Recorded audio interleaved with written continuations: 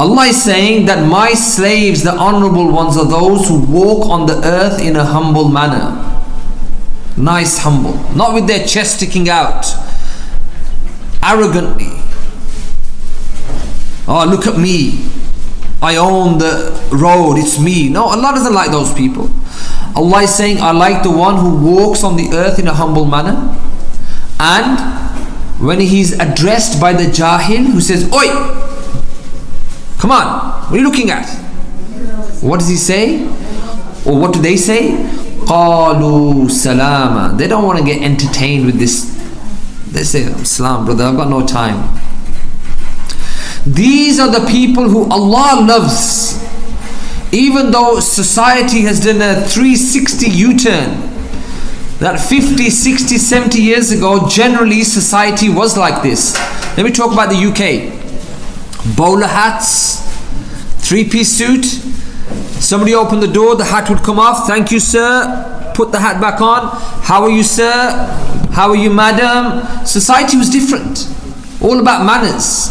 Now, if you're not seen to be acting aggressive and macho, then society thinks there's something wrong with you. All this shows is that we're getting closer to the day of judgment. These are the minor signs, the degeneration of society, the vulgar language, lack of mannerisms. People will be killed and they won't know why I was killed. I was on a bus, minding my own business. Somebody looked at me and I just looked back and they said, what are you looking at? And I said, nothing. And he just stabbed me and now I'm dead. I don't know why. I don't know this guy from anyone. That's what's happening. And that's the society we're living in. Yet Allah subhanahu wa ta'ala is saying, وَعِبَادُ الرَّحْمَنِ الَّذِينَ يَمْشُونَ عَلَى الْأَرْضِ حَوْنًا وَإِذَا خَاطَبَهُمُ الْجَاهِلُونَ قَالُوا سَلَامًا. My people, Allah is saying this, your Lord, my Lord, our Lord.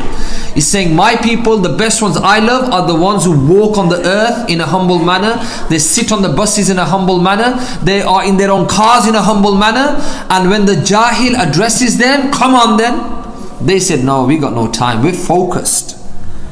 You can't penetrate our bubble. Our bubble is like a shield protecting us. And that's how you should be. You should be like almost there's an invisible bubble that you're in. You're so focused on your life, your akhirah, your manners. You don't let people come into your bubble,